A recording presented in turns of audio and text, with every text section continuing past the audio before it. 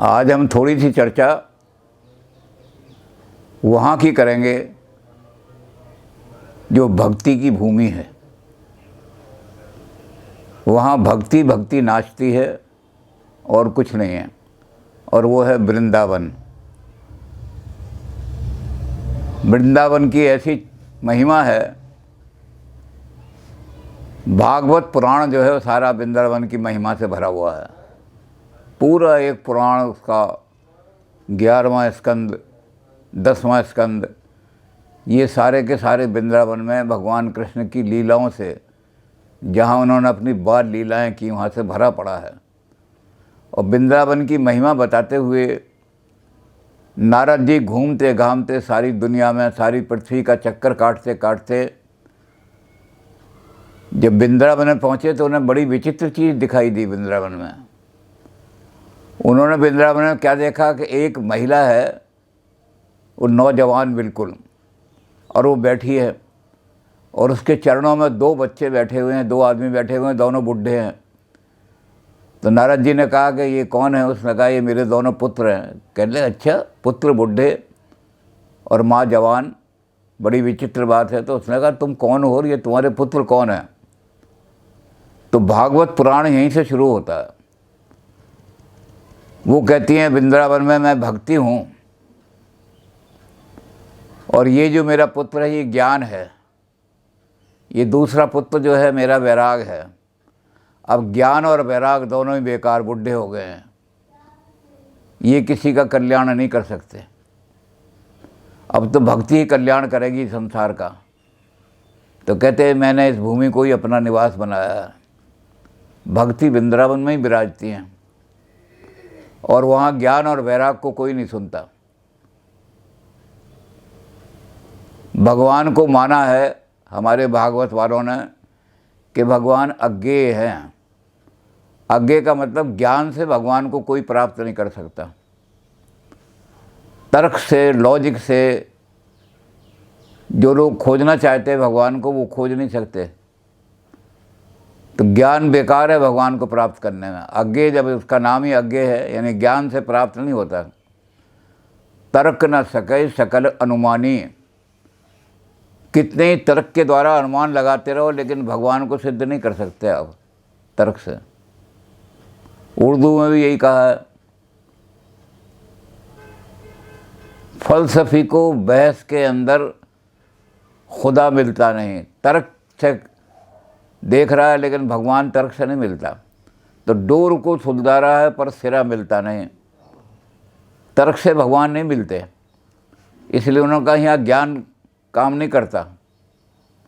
ये वृंदावन की भूमि है, यहाँ शुद्ध भक्ति काम करती है। और भक्ति जो है वो ऐसी है, उसके सामने ज्ञान बिल्कुल बेकार हो जाता है। इसी तरह वृंदावन की भूमि में वैराग्य है। तो वृंदावन की भूमि में वैराग्य की कोई आवश्यकता नहीं है, वहाँ तो अनुराग होना चाहिए। वहाँ जो जिन्होंने वल्लभाचार्य जी ने अपना दर्शन का केंद्र वृंदावन को बनाया, उन्होंने 3 चीज़ें बताई। अष्टछाप के कवि जो पैदा किए उन्होंने, 8 कवि हैं, बहुत ऊंचे कवि हैं वो। उनमें सबसे ऊंचा नाम सूरदास जी का है। अब सूरदास का जो पद लिखे हैं सूरदास ने भक्ति के, उनके विषय में लोग ये कहते हैं, किदौं सूर को सर लगो और किदौं सूर की पीर, किदौं सूर को पद सुनो जो रह रहे धुनत शरीर। एक आदमी अपना शरीर पीट रहा है, ओ। तो देखने वाले कहते हैं किदौं सूर को, किसी सूरवीर का, बहुत तकड़ा सूरवीर है, उस वीर का सर लगा है, तीर लग गया है इसको। किसी सूरवीर का तकड़ा तीर लगा है, वो गहरा जख्म हो गया है, ये आदमी इस तरह क्यों तड़प रहा सारा। और किदौं सूर की पीर, या इसके पुराना कोई नासूर है, कैंसर है, उस कैंसर में पीड़ा हो रही है, पीर हो रही है। और या इसने सूरदास जी का कोई पद सुन लिया है, और इसलिए ये दे अपना सर, इतना शरीर पीट रहा है। तो 8 कवि वहाँ उन्होंने पैदा किए, और 8 को उन्होंने रस भर दिया कि ये वृंदावन की भूमि रस की भूमि है, ये नीरसता की भूमि नहीं है। जगत गुरु शंकराचार्य ने ब्रह्म सत्यम जगन मिथ्या जीवो ब्रह्मैव नापरा सबको नीरस बना दिया। बच्चा थोड़ा सा ही बड़ा हुआ, कमंडल हाथ में लेकर घर से चल दिया, ना कोई माता है ना कोई पिता है, सब संसार के नाम से झूठे हैं, सारे रिश्ते झूठे हैं सारे, और घर से कमंडल लेकर ब्रह्म सत्यम ब्रह्म भी सत्य, सारे संसार में नीरसता फैल गई। एक दूसरे को दुख दर्द को भी कोई सुनता नहीं था। अब ऐसी नीरसता में मानव कैसे जीवित रहता, परेशान हो गया। तो उस नीरसता को समाप्त करने के लिए उन्होंने कहा कौन सी जगह है जहाँ भक्ति का, तो वो वृंदावन में आए वल्लभाचार्य, और उन्होंने ये सारा ज्ञान और इसको हटा करके भक्ति के पदों की रचना की सूरदास जी ने। और उन सूरदास के पदों से पता लग जाएगा कि वृंदावन की भूमि में रस ही रस बरसता है। इस भूमि की जो अधिष्ठात्री देवी हैं वो राधा हैं। अब बहुत सारे लोग तो कहते हैं कि राधा का नाम तो भागवत में है ही नहीं। जब भागवत में राधा का नाम ही नहीं है तो ये तो ऐसे ही बना दिया लोगों ने, नकली। लेकिन उन लोगों को पता नहीं है कि भागवत का नाम, भागवत में तो राधा का नाम नहीं है, भागवत में किसी गोपी का नाम नहीं है। वृंदावन में इतनी गोपियाँ थीं, उनमें से किसी का भी नाम भागवत में नहीं है, एक का भी नाम, सिवाय यशोदा के। एक गोपी का नाम है यशोदा, वो कृष्ण की माँ थी, बाकी किसी गोपी का नाम नहीं। लेकिन राधा के नाम से पूरा एक बहुत बड़ा ग्रंथ, उसका नाम है गर्ग संहिता। वो सारा पुराण ही राधा के नाम से है। राधा कृष्ण की आह्लादिनी देवी हैं, भगवान की ऐसी शक्ति जो सबको, संसार को आनंद से भर दे। जब वैराग संसार में होकर संसार भागने लगा तो आनंद समाप्त हो गया लोगों को, सब लोग भागने लगे। तो ऐसी भगवान ने अपनी शक्ति ऐसी प्रकट की जो आह्लादिनी हो, आनंद देने वाली शक्ति। और वो आनंद देने वाली शक्ति राधा है। वृंदावन की राधा अधिष्ठात्री हैं। इसलिए राधा को कहा जाता है कि राधा जो है वृंदावन में दो काम करती हैं। एक काम तो राधा के बारे में कहा गया ये कि करें आराधना जिसकी उसी का नाम राधा है, जो सच पूछो तो राधा श्याम है और श्याम राधा है। राधा का मतलब होता है जिसकी आराधना की जाए। रध शब्द जो है संस्कृत की धातु है, जिसका मतलब है पूजा करना, आराधना करना। तो जिसकी आराधना की जाए वही राधा है। तो सच पूछो तो राधा श्याम है, भगवान की आराधना करते हैं तो राधा में और श्याम में कोई अंतर नहीं है। भगवान राम, भगवान कृष्ण और राधा एक ही कार है बिल्कुल। भगवान का जो आह्लाद रूप है, आनंद देने वाला रूप है, वो राधा के रूप में विराजमान होता है वृंदावन में। तो वृंदावन में दो काम करती हैं राधा। एक काम करती हैं रास का काम। आत्मा भगवान के साथ जब मिलती है तब आनंद आता है। जब तक आत्मा संसार की चीज़ों में केंद्रित रहती है तब तक उसे क्षणिक सुख तो मिल जाता है, लेकिन सुख आनंद नहीं होता। इसको अंग्रेजी में दो शब्दों में कह सकते हैं, प्लेजर तो मिल जाता है, हैप्पीनेस नहीं मिलती। तो प्लेजर तो संसार की चीज़ों में मिल जाता है, लेकिन हैप्पीनेस को खोजता है आदमी। प्लेजर तो क्षणिक होते हैं। और प्लेजर में क्या चक्कर होता है कि कोई भी प्लेजर जो है वो प्लेजर को जन्म नहीं देता, दुख को जन्म देता है। आपकी भूख संतुष्ट हो गई, आपने रोटी खा ली, और रोटी खाने के बाद आपकी भूख संतुष्ट हो गई तो थोड़ी देर बाद फिर दिल करेगा भूख। एक आदमी डॉक्टर के पास गया, डॉक्टर साहब मुझे भूख नहीं लगती। डॉक्टर ने कहा तो बहुत अच्छा, खाना बच जाएगा। उसने कहा जी भूख नहीं लगती है तो बीमारी है बहुत बड़ी, तो मुझे ऐसी दवाई दे दो। तो उन्होंने कहा तुम मेरे पास सुख मांगने आए हो, दुख मांगने आए हो? भूख तो दुख पैदा करती है, दर्द पैदा करती है। उसने कहा जी मुझे दर्द कर पैदा कर दो, तभी तो मुझे सुख आएगा बाद में। तो संसार के सुख जो है उनके पहले दर्द आता है। पहले आप दुख को, इसी तरह सारे सुख हैं। तो जब तक आप दर्द पैदा नहीं करोगे, दुख पैदा नहीं करोगे, तो भगवान से क्या मांग रहे हैं आप? भगवान मुझे भूख लगने की दवाई दे दो। भगवान से सुख मांगो, भगवान से दुख मांग रहे हो आप। तो संसार के जितने भी सुख हैं उनके साथ दुख जुड़ा हुआ है अनिवार्य रूप से। तो वृंदावन में क्या कहा राधा ने? उसने कहा एक काम करो, ये सारी जो आवृत्तियाँ हैं इनको भगवान पर केंद्रित कर दो, और जब ये आत्मा है ये भगवान के चारों ओर केंद्रित हो जाती है, भगवान बीच में खड़े हो जाते हैं, तो उससे परम आनंद प्राप्त हो जाता है, चक्र बन जाता है। और चक्र जो होता है, मंडल कभी टूटता नहीं। मंडल का कहाँ सिरा है और मंडल का कहाँ अंत है, इसका कुछ आदमी कोई बता नहीं सकता। तो ऐसा आनंद जिसका न सिरा हो न जिसका, वो अनंत आनंद है। ये अनंत आनंद रास कहलाता है। ये रास शब्द जो है, ये शब्द वृंदावन में मिलेगा आपको। रास इसलिए कि जो संस्कृत का शब्द है लास, लास माने चमकना, लसते धातु है, उससे होता है चमकता है जो। और इस लस, इससे पंजाबी में शब्द बन गया लिशकारा, चमकने वाली चीज़, लिशकारा। तो आत्मा जब भगवान के चारों तरफ केंद्रित हो जाती है तो उसका अज्ञान, अंधकार बिल्कुल हट जाता है और वो चमकने लगती है। इस लास को वृंदावन की भाषा में रास कहा जाता है। वृंदावन में काला को कारो कहा जाएगा, कारो कारो है कन्हैया मेरा। तो रा को ला को वो हम कहेंगे ये मुरली ये बजा रहा है ये, तो वहाँ उसको सबको हम कहेंगे कि जो भी होगा उसे हम राई बदल, ला को रा में बदल देंगे। सारी भाषा ऐसी है। तो वो लसना जो है, चमकना, आत्मा में चमक आ जाती है। आत्मा को वृंदावन में जाके पहुँचोगे तो आत्मा भक्ति के कारण से अपने आप ही भगवान के केंद्रित हो जाएगी। और जब ये भगवान के अंदर केंद्रित हो जाएगी तो फिर लास ही लास, चमक ही चमक, प्रकाश ही प्रकाश, अंधकार सारा दूर हो जाएगा। तो एक तो राधा को कहा गया कि राधा रासेश्वरी हैं। राधा वृंदावन में राज करती हैं इसलिए कि वृंदावन में पहुँचते ही आदमी के मन में भक्ति जागती है और वो भक्ति में खुद ही भगवान के चारों ओर नाचने लगता है। और वो नाचना जो है वो रास है, वही भगवान के केंद्रित हो जाए जब आत्मा, तो वृंदावन में भक्ति का राज है, वहाँ भक्ति राज करती है। और दूसरी चीज़ ये है कि जब वेदांतियों ने बिल्कुल नीरस कर दिया जीवन को, ज्यों सरकरा मिले सिकता में, बल कर ना बल बिलगाही, अति सूक्ष्म रसज्ञ पिपलिकऊ, बिन प्रयास ही पाई।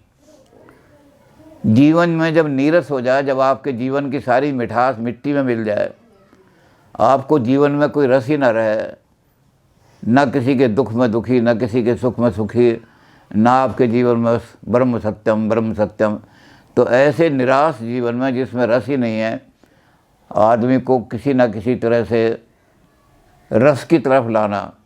इसलिए वृंदावन की भूमि जो है वो वैराग की भूमि नहीं है, वो अनुराग की भूमि है। और इन्होंने कहा भगवान को प्राप्त करना है, छापियों ने कहा तो तीन चीज़ें चाहिए आपको। सारे आठों के आठों जो अष्ट छापी हैं, सूरदास जी के साहिब, कुमन दास वगैरह सारे, वो सारे क्योंकि वो वल्लभाचार्य के शिष्य हैं इसलिए तीन चीज़ें मानते हो, राग, भोग, श्रृंगार। ये तीन चीज़ें जो हैं ये वैराग नहीं, राग चाहिए। राग का मतलब होता है अच्छे संगीत गाओ, संगीत ही आत्मा को उठाने वाला है। और संगीत से ही जीवन में रस आएगा। जहाँ संगीत नहीं है, आप प्रोध की किताब पूरी की पूरी पढ़ दो और संगीत की एक कविता भी पढ़ो तो जीवन में रस आ जाएगा। क्योंकि कविता में रस होते हैं, 9 रस होते हैं कविता के अंदर। तो इन 9 रसों को सृजन करने वाली कौन है? जब रस ही नहीं रहे थे, सारे में नीरस हो गए थे, तो राधा जो है रसेश्वरी भी हैं। उन्होंने जीवन के अंदर रस भर दिए। और ये तीनों चीज़ें राधा ने कहा कि भगवान के सामने अच्छे राग गाओ। ये राग जो हैं ये आत्मा को ऊपर उठाते हैं। जितने भी भक्त हैं उन्होंने सब ने, चाहे वो निराकार हो, चाहे वो निर्गुण को मानते हो, चाहे सगुण को मानते हो, उन्होंने राग का इशारा लिया है, म्यूजिक का इशारा लिया है। म्यूजिक से आत्मा में जो आनंद पैदा होता है वो मंत्र जपने से नहीं आ सकता। तो म्यूजिक को पहले लाओ, राग। अब वृंदावन में बड़े बड़े जितने भी हैं रागी वृंदावन में मिलेंगे। रास मंडलियाँ आपको वृंदावन में मिलेंगी और कहीं नहीं मिलेंगी। यहाँ भी जब गीता का उत्सव होता है तो रास के लिए वृंदावन जाते हैं, यहाँ कोई रास करने वाला नहीं। तो रास भी वृंदावन में ही होता है। रासेश्वरी क्योंकि राधा हैं, वो आत्मा को भगवान के चारों तरफ घुमा देती हैं और आनंद आ जाता है, परम आनंद। जैसे मैंने कहा कि सर्कल का सिरा नहीं पता होता, सर्कल का एंड पता नहीं होता, ऐसे अनंत आनंद भक्ति में लेना है तो वृंदावन की भूमि में चले जाओ। वहाँ भक्ति का कोई न सिरा पता, इतना आनंद मिलेगा कि ये आनंद कहाँ से शुरू हुआ और कहाँ खत्म होगा कुछ पता नहीं। तो ये रास की भूमि है वृंदावन। और दूसरी चीज़ है रसेश्वरी। जब सारा हिंदुस्तान नीरस हो गया था और सब कमंडल लेके चल दिए थे, सृष्टि समाप्त हो जाएगी सारी, तब राधा ने अपना प्रभाव दिखाया वहाँ वृंदावन में और वहाँ रस ही रस बखेर दिया। और रस बखेरने में पहली चीज़ उन्होंने की राग, अच्छे अच्छे गीत गाओ, ऐसे राग जो लोगों को खींच लें, अपनी तरफ आकर्षित कर लें। जैसे मैंने सूरदास का बताया कि किदों सूर को पद सुनो। अब एक छोटा सा पद मैं बताता हूँ सूर का वृंदावन के बारे में। मैं जमुना जल भरन जात रही, मार्ग में मेरे ठाड़ो कन्हई, लाज की मारी मैं कछ भी ना बोली, घूंघटा के ओठ से मैं मुस्काई, वे भी ना बोले ना कछ भी कहो, पर नंद से एक एक की चार लगाई, तो ऐसो अजब ब्रज धाम तेरो, जहाँ पानी में आग लगा मैं लुगाई। वृंदावन की ये है कि वहाँ की तो लुगाइयाँ भी ऐसी मिलेंगी जो पानी में आग लगा दें, कहीं आप कोई नहीं मिलेगा वृंदावन में, नीरसता कहीं नहीं मिलेगी। वृंदावन में रस ही रस बरसता है। जो आदमी वृंदावन में पहुँच जाता है उसके जीवन में, और ख़ास तौर से जो सूरदास जी की जो कुटिया है वहाँ तो 24 घंटे भगवान का भजन होता रहता है, लोग नाचते रहते हैं।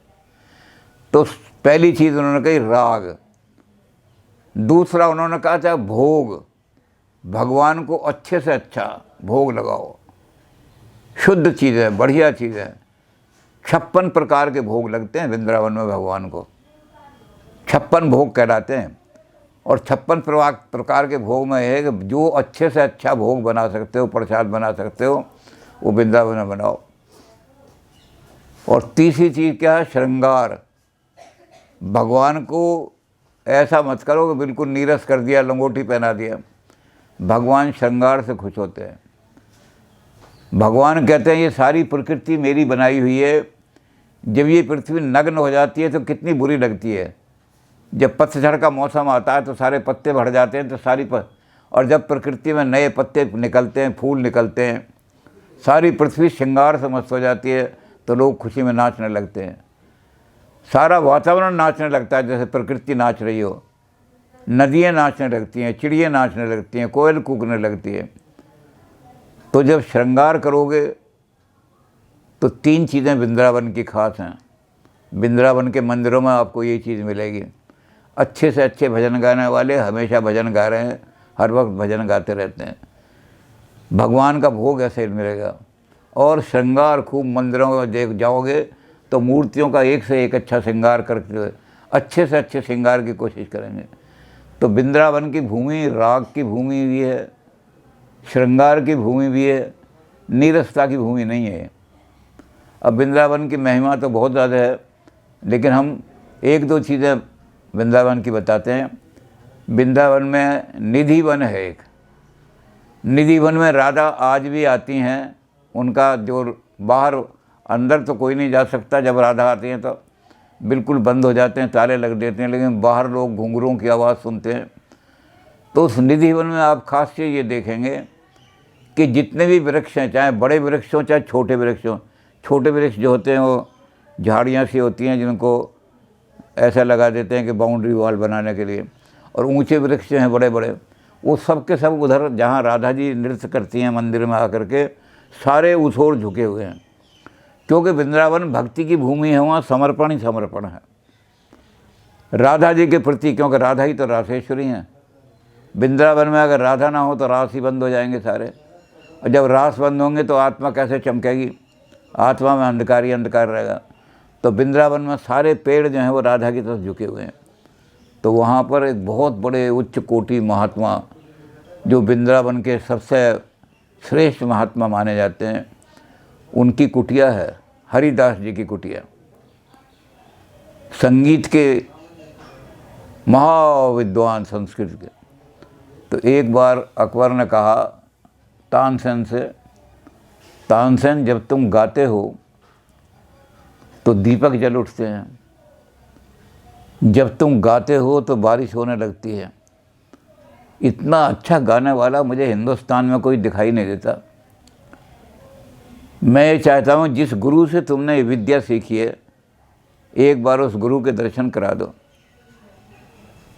तानसेन कहने लगे, महाराज मेरे गुरु वृंदावन छोड़ के नहीं जाते, अगर आपने उनके दर्शन करने हैं तो वृंदावन चलना पड़ेगा। तो अकबर ने कहा, चलेंगे, हमारी तो इच्छा है तुम्हारे गुरु को देखें हम। तो अकबर वृंदावन आए। वृंदावन आकर के वहाँ निधिवन के पास बैठ गए। उन्होंने कहा कि दर्शन कराओ गुरु के। उसने कहा, वो जो अपनी कुटिया से बाहर निकलेंगे तभी दर्शन होंगे, वो किसी के लिए, किसी व्यक्ति के लिए बाहर नहीं निकलते, साधना में लगे होंगे अपने, निकलेंगे। थोड़ी देर बाद गुरु बाहर निकले तो अकबर ने हाथ जोड़ के कहा कि महाराज आपने इतना बड़ा शिष्य पैदा किया है, मैं आपका संगीत सुनने आया हूँ। उन्होंने इशारा कर दिया तानसेन को कि संगीत का जो साधना का समय होता है, संगीत तो आदमी की आत्मा को भगवान से मिलाने वाला चीज़ है। संगीत ऐसे ही थोड़ी कि ढोलक बजा के गाना शुरू कर दिया, ये तो साधना है बहुत बड़ी। इसलिए जब हमारा समय होगा राग गाने का, उसी समय गाएंगे। तो अकबर वहीं बैठ गए। उन्होंने कहा कि जब समय हुआ, उन्होंने अपने सितार उठाई और सितार उठा करके बजाना शुरू किया, गाना शुरू किया। गाते गाते क्या हुआ कि अकबर जो थे बिल्कुल मंत्रमुग्ध हो गए। हरिदास जी ने अपना गाना बंद कर दिया, टाइम ख़त्म हो गया। जितना लगता अकबर ऐसे बैठे हुए जैसे बेहोश बैठे हों। तानसेन ने जगाया, महाराज, गुरु महाराज तो कुटिया में चले गए, अपना समय उनका समाप्त हो गया। तो अकबर को बड़ी मुश्किल से होश आया। तो कहने लगा, गुरु महाराज जी कहाँ चले गए? कहने लगा, वो तो अंदर चले गए। अरे हम तो मस्त हो गए थे गाने में। कहने लगे, तानसेन तुम हमारे यहाँ रहते हो, संसार तुमने प्रतिज्ञा करा रखी है कि जो आगरा के अंदर तानसेन से अच्छा गाना नहीं गाएगा उसका सर कटवा दिया जाएगा। कितने लोगों को तुमने मरवा दिया है, लेकिन तुम्हारे संगीत में मुझे आज तक वो मज़ा नहीं आया जो आज आया है। इसलिए तुम ठीक बताओ कि क्या कारण है, तुमने वो जो विद्या इनसे सीखी है मुझे क्यों नहीं सुनाते? तानसेन ने हाथ जोड़ कर कहा। तानसेन कहने लगे, महाराज ये वृंदावन की लीला है। कहने क्या मतलब? कहते यहाँ रसेश्वरी राधा विराजमान है, राधा के चरणों में अपने आप रस प्रकट हो जाते हैं। और कहते हैं राधा को प्रसन्न करने के लिए संगीत गाते हैं, राजाओं को प्रसन्न करने के लिए नहीं। मैं वेतन भोगी हूँ, पैसे के लिए गाता हूँ तुम्हारे सामने, इसलिए मेरे गीत में उतना ही आनंद आएगा जितने तुम पैसे देते हो। और ये रसेश्वरी राधा को सुनाने के लिए यहाँ संगीत गाते हैं। तो जो रसों की उत्पन्न करने वाली हैं राधा, उनको प्रसन्न करने के लिए गाते हैं, इसलिए इतनी साधना मेरे अंदर कहाँ आ सकती है। तो निधिवन में अब तो उन्होंने ब्रह्मलीन हो गए वो, लेकिन जब तक वो रहे उनका यही रहा कि बड़े बड़े राजा महाराजा उनके चरणों में जाकर बैठते थे। और जब वो अपना सितार बजाते थे, वही कहते थे कि यहाँ की जो रसेश्वरी है, जिसने सारे रस उत्पन्न किए हैं, मैं तो उसी की प्रसन्नता के लिए गाता हूँ। तो वृंदावन में राधा का राज है।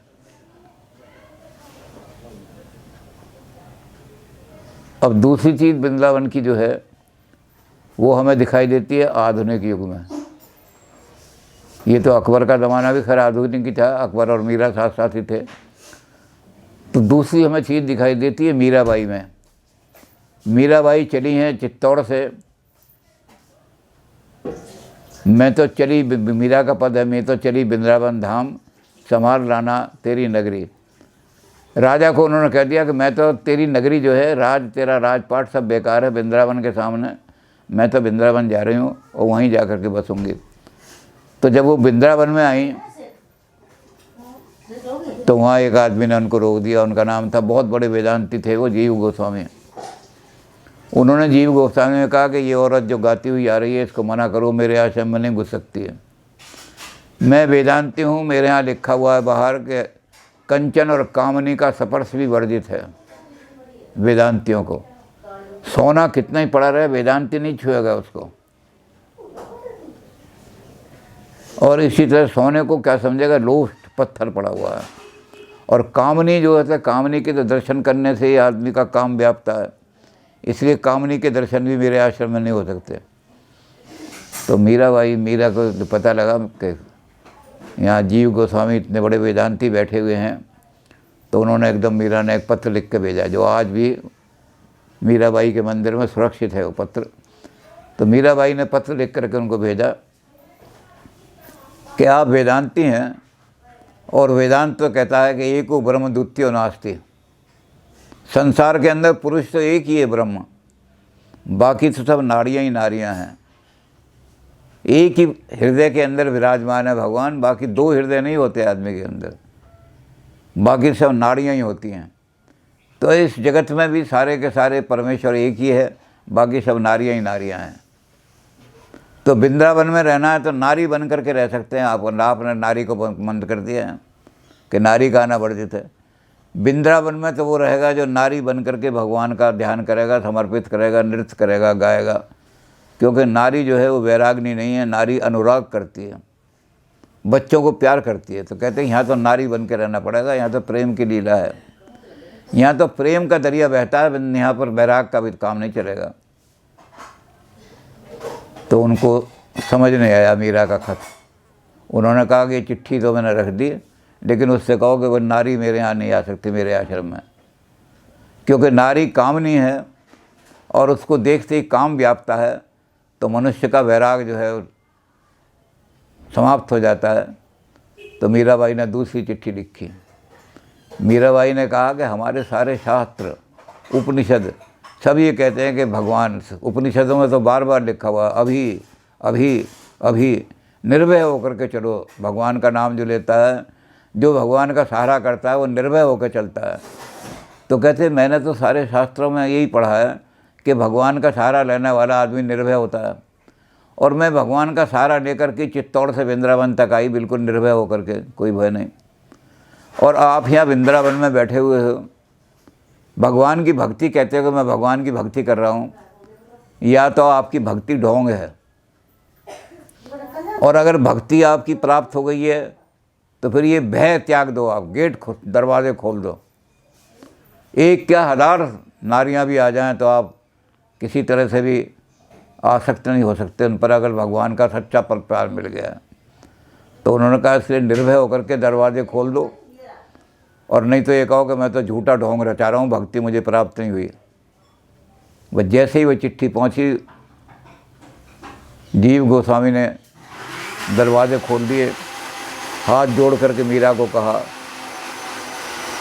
कि आज मुझे सच्चा ज्ञान प्राप्त हुआ है, और सच्चा ज्ञान यही है, एको ब्रह्म द्वितीयो नास्ति। पुरुष तो एक ही है, बाकी यहाँ वृंदावन में रहना है तो नारी गोपी बन करके रहना पड़ेगा। तो वृंदावन में गोपियों का वास रहता है, जो नृत्य करती हैं, नाचती हैं, गाती हैं। और ऐसी ऐसी गोपियां हैं वृंदावन में, जब लीला कर रहे हैं भगवान की लीलाएं तो बचपन से शुरू हो जाती हैं। जिस दिन हुए तो भगवान चोरी करने के लिए जा रहे हैं। अब इसके लिए महात्माओं ने दो तरह की बात कही है, जो वृंदावन के अखंडानंद हैं और हैं बड़े बड़े महात्मा जो भागवती हैं संसार के, उन्होंने दो ही बातें कही हैं। उन्होंने कहा भगवान जो मक्खन चुराते हैं, ये क्या है मक्खन? संत हृदय नवनीत समाना। भगवान ये भौतिक मक्खन नहीं चुराते, संतों का हृदय मक्खन के समान होता है। और मक्खन में क्या गुण होता है? निज परिताप द्रवहि नवनीता।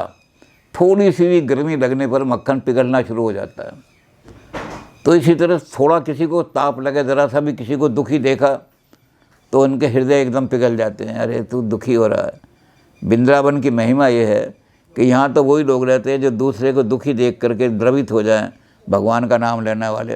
उनके हृदय चुराते हैं जो जिनके हृदय नवनीत की तरह से हैं। गोपियाँ यही कहती हैं, जाए कहूँगी मैं नंद बाबा से, कन्हैया ने चोरा चोरी मेरा मन चित। मैं नंद बाबा से शिकायत करूँगी कि कृष्ण ने मेरा मन हर लिया, मेरा मन चुरा लिया। और नंद बाबा क्या कहेंगे? सूरदास के बहुत सारे पद हैं। नंद बाबा कहेंगे कि तेरा हृदय नवनीत है, कठोर बना ले अपने हृदय को, पत्थर बना ले, कृष्ण नहीं चोरी करने आएगा। और जब तेरा हृदय इतना, वृंदावन में हृदय नवनीत हो जाते हैं, प्रेम ही प्रेम बरसता है वृंदावन में। वहाँ कहीं वैराग नहीं बरसता, वहाँ तो प्रेम, दूसरों के दुखी देख। तो जहाँ इतना प्रेम बरसता है तो कहते हैं प्रेम के हृदय, उसी हृदय को तो भगवान चुराते हैं। तो वृंदावन में भगवान उनके हृदय चुराते हैं जिनके हृदय नवनीत हैं, मक्खन है।